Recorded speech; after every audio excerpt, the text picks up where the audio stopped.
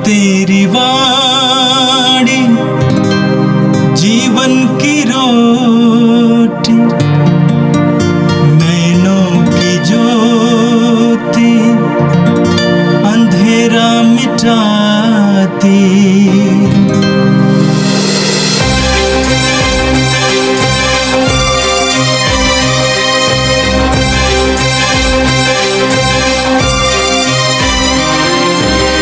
प्रभु तेरी वाणी जीवन की रोटी, नैनों की ज्योति अंधेरा मिटाती। प्रभु तेरी वाणी जीवन की रोटी, नैनों की ज्योति अंधेरा मिटाती। वाणी वाणी वाणी वाणी वाणी पवित्र है, शाश्वत है, जीवन का मन्ना है। 24 जनवरी सोमवार। पहला पाठ सामुएल का दूसरा ग्रंथ, अध्याय 5, पद संख्या 1 से 7 और 10 तक। इस्राएल के सभी वंशों ने हेब्रोन में दाऊद के पास आकर कहा, देखिए, हम आपके रक्त भाई हैं। पहले भी जब साउल हम पर राज्य करते थे, आप ही इस्राएलियों को युद्ध के लिए ले जाते और वापस लाते थे। प्रभु ने आपसे कहा है, तुम ही मेरी प्रजा इस्राएल के चरवाहा, इस्राएल के शासक बन जाओगे। इस्राएल के सभी नेता हेब्रोन में राजा के पास आए और दाऊद ने हेब्रोन में प्रभु के सामने उनके साथ समझौता कर लिया और उन्होंने दाऊद का इस्राएल के राजा के रूप में अभिषेक किया। जब दाऊद राजा बना तो उसकी उम्र 30 बरस की थी और वह 40 बरस तक राज्य करता रहा। उसने हेब्रोन में 7.5 बरस तक यूदा पर राज्य किया और यरूशलेम में 33 बरस तक समस्त इस्राएल और यूदा पर राज्य किया। राजा ने अपने सैनिकों के साथ यरूशलेम जाकर यबूसियों पर, जो वहाँ के निवासी थे, आक्रमण किया। उन्होंने दाऊद से कहा, तुम यहाँ प्रवेश नहीं करोगे, अंधे और लंगड़े ही तुमको भगा देंगे। कहने का अभिप्राय यह था कि दाऊद यहाँ कभी प्रवेश नहीं कर सकेगा, किंतु दाऊद ने सिय्योन के किले पर अधिकार कर लिया और उसका नाम दाऊद नगर रखा। दाऊद की शक्ति निरंतर बढ़ती गई और प्रभु विश्वमंडल का ईश्वर उसका साथ देता रहा। यह प्रभु की वाणी है।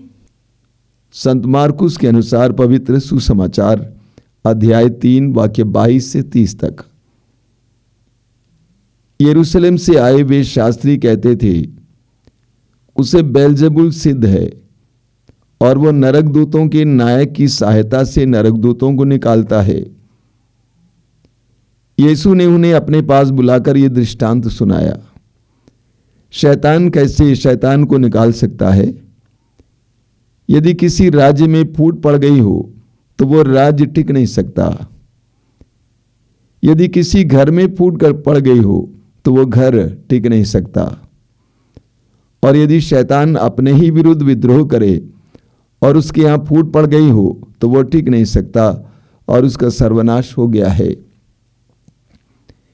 कोई किसी बलवान के घर में घुसकर उसका सामान तब तक नहीं लूट सकता जब तक कि वह उस बलवान को ना बांध ले।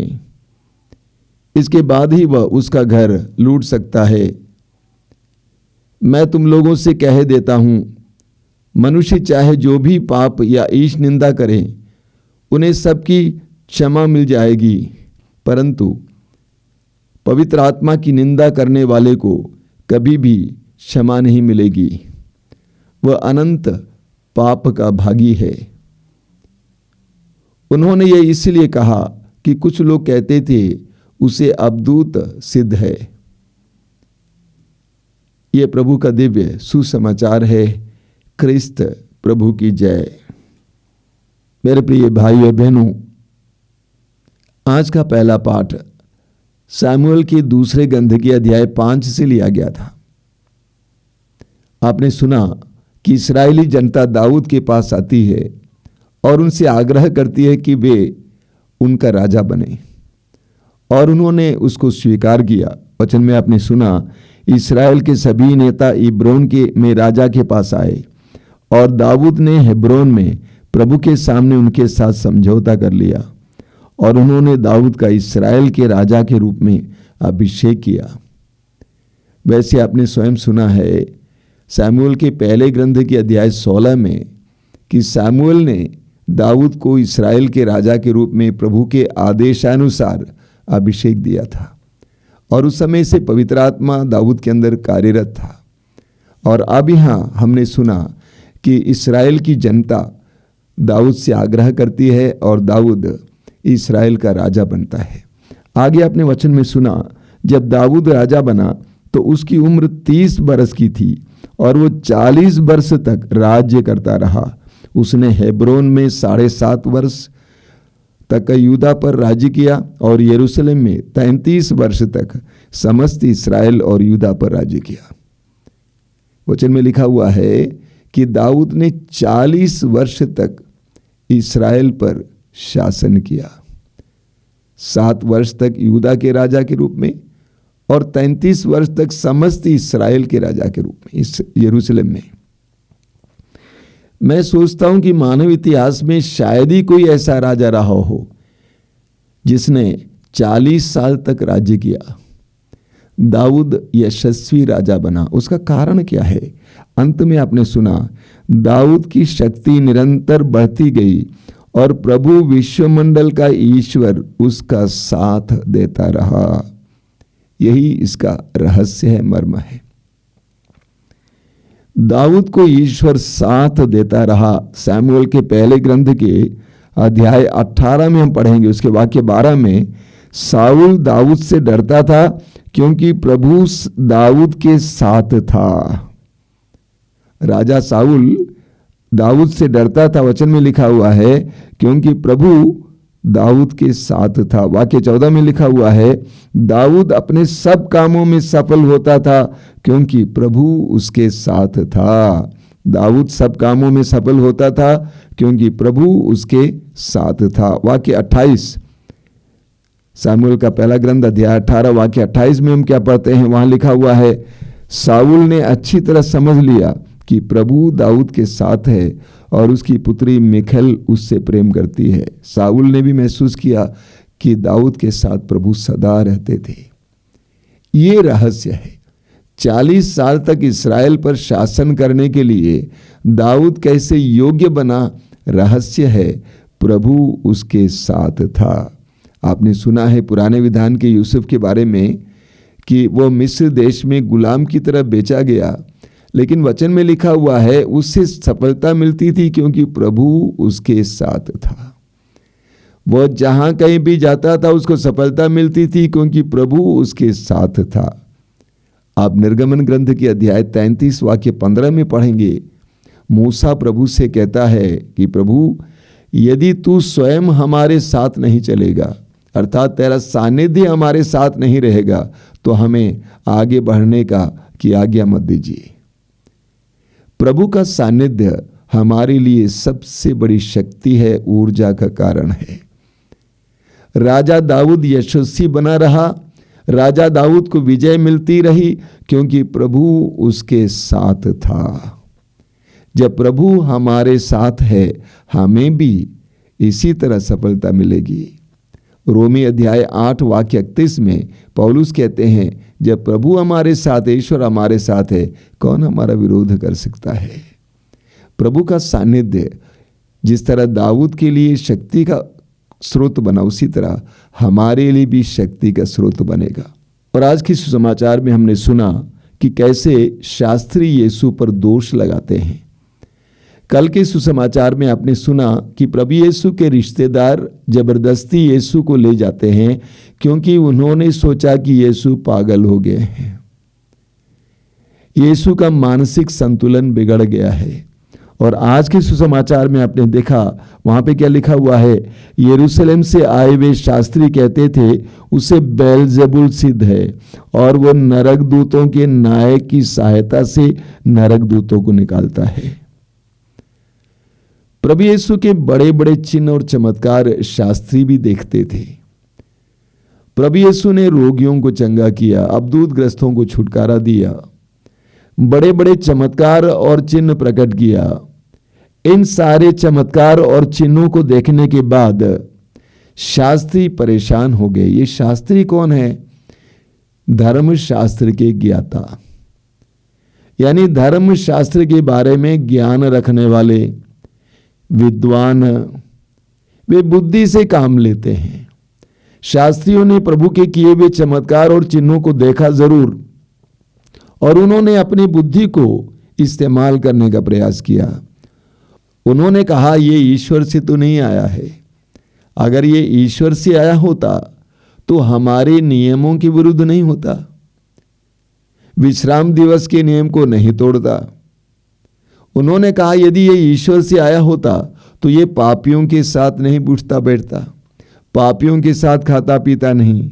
इसीलिए उन्होंने अपनी बुद्धि लगाया और कहा इसको अबदूत लगा हुआ है, इसको अबदूत लगा हुआ है, इसके अंदर अशुद्ध आत्मा कार्य कर रही है और ये अशुद्ध आत्मा की शक्ति से ही नरक दूतों को निकालता है। उनका निष्कर्ष गलत निकला, उनका आकलन गलत निकला। वे यीशु में ईश्वर के कार्यों को देख नहीं पाए, यीशु के वचनों में ईश्वर को सुन नहीं पाए, यीशु के कार्यों में ईश्वर के हाथ को देख नहीं पाए। प्रभु यीशु ने उनका खंडन किया और प्रभु यीशु ने क्या कहा? यीशु ने अपने पास बुलाकर ये दृष्टांत सुनाया, शैतान को कैसे शैतान निकाल सकता है। यदि किसी राज्य में फूट पड़ गई हो तो वह राज्य टिक नहीं सकता, यदि किसी घर में फूट पड़ गई हो तो वह घर टिक नहीं सकता। यदि शैतान अपने ही विरुद्ध विद्रोह करे और उसके यहाँ फूट पड़ गई हो तो वह टिक नहीं सकता और उसका सर्वनाश हो जाएगा। प्रभु ने कहा तुम कहते हो कि मैं शैतान की शक्ति से शैतान को निकाल रहा हूं, ये तो संभव नहीं है। शैतान कैसे शैतान को निकालेगा? और शैतान के बीच में फूट पड़ जाएगा तो शैतान को कैसे निकाला जा सकता है? आगे प्रभु कहते हैं कोई किसी बलवान के घर में घुसकर उसका सामान तब तक नहीं लूट सकता जब तक कि वह उस बलवान को ना बांध ले, इसके बाद ही वो उसका घर लूट सकता है। यहां पर प्रभु यीशु अपने अधिकार को दर्शाते हैं। अगर मैं शैतान को हटाता हूं तो ये जान लो कि मैं शैतान से भी शक्तिशाली हूं और शैतान को बांधता हूं, तभी ईश्वर के कार्यों को करता हूं। प्रभु ने अपने सामर्थ्य को प्रकट किया। आगे प्रभु ने एक बहुत गहरी बात कही। वो बात क्या है? मैं तुम लोगों से कह देता हूं, मनुष्य चाहे जो भी पाप या ईश निंदा करें उन्हें सबकी क्षमा मिल जाएगी, परंतु पवित्र आत्मा की निंदा करने वाले को कभी भी क्षमा नहीं मिलेगी, वो अनंत पाप का भागी है। पवित्र आत्मा के विरुद्ध पाप। ये पवित्र आत्मा के विरुद्ध पाप क्या है? कई लोग ये सवाल भी करते हैं। सबसे पहले पश्चाताप ना करना। पाप का एहसास करने के बावजूद पश्चाताप ना करना, ऐसे लोगों को पाप क्षमा नहीं मिल सकती है। दूसरा, सच्चाई को जानता है तब भी उस सच्चाई को स्वीकार करने के लिए तैयार नहीं है। शास्त्रियों फरीसियों ने देखा कि यीशु ईश्वर का सामर्थ्य प्रकट कर रहा है, उनकी आंखों के सामने हो रहा था, सच्चाई को देख रहे थे, तब भी उन्होंने उसको ईश्वर को उसके लिए यश नहीं दिया, बल्कि उसके अंदर दोष ढूंढा। ये शैतान का काम कर रहा है, ये अबदूत का काम कर रहा है। सच्चाई जानते हुए भी सच्चाई को स्वीकार ना करना बल्कि गलत दोष लगाना, यह पवित्र आत्मा के विरुद्ध पाप है। पवित्र आत्मा के विरुद्ध पाप का अर्थ ये भी है कि पवित्र आत्मा के अधीन ना होना, जानबूझकर पवित्र आत्मा के अधीन ना होने के लिए निर्णय लेना। मैं जानता हूं कि पवित्र आत्मा मेरे जीवन में कर सकता है, इसके बावजूद मैं पवित्र आत्मा के अधीन ना होऊंगा। ये व्यक्ति और ये पाप क्षमा के योग्य नहीं है, क्योंकि जानबूझकर ईश्वर की आत्मा और सच्चाई के विरुद्ध कार्य कर रहा है। आज हम प्रभु से प्रार्थना करेंगे कि प्रभु हमें तुझे पहचानने की कृपा दीजिए, ना केवल तुझे पहचानने बल्कि सच्चाई को पहचानने की कृपा दीजिए। कभी कभी हम भी इसी तरह करते हैं। कई लोगों के अंदर प्रभु कार्य कर रहे हैं, भलाई हो रही है, लेकिन उस भलाई को हम देख नहीं पाते हैं, बल्कि ठीक इसके विपरीत हम उन पर दोष मढ़ते हैं, गलत दोष मढ़ते हैं। हम प्रभु से प्रार्थना करें कि प्रभु हमें उदार बना, हमारी बुद्धि को प्रकाशित कर, हमारी बुद्धि को खुला बना, हमें उदार बना, ताकि पवित्र आत्मा की क्रियाशीलता को हम देख सकें, समझ सकें, अंगीकार कर सकें। आइए हम प्रार्थना करें। प्रभु यीशु, धन्यवाद देते हैं आज के सुंदर दिन के लिए, इन पवित्र क्षणों के लिए धन्यवाद देते हैं, तेरे पवित्र वचनों के लिए धन्यवाद देते हैं। तूने कहा है जब पवित्र आत्मा आएगा तुम्हें पूर्ण सत्य की ओर ले जाएगा। हमें इस पवित्र आत्मा का प्रकाश दीजिए, ताकि हम भी सच्चाई को, सत्य को जान सकें, परख सकें, पहचान सकें, अंगीकार कर सकें, ताकि हम पवित्र आत्मा के विरुद्ध पाप ना करें। ए प्रभु यीशु, इन वचनों को सुनने वाले मेरे भाई बहनों को आशीर्वाद देना। आज का संपूर्ण दिन उनके लिए अनुग्रह का दिन बनाइए, आशीष का दिन बनाइए। हमारी इस प्रार्थना को ग्रहण कर, आमीन। प्रभु तेरी वाणी जीवन की रोटी, नैनों की ज्योति अंधेरा मिटाती। वाणी वाणी वाणी वाणी वाणी पवित्र है, शाश्वत है, जीवन का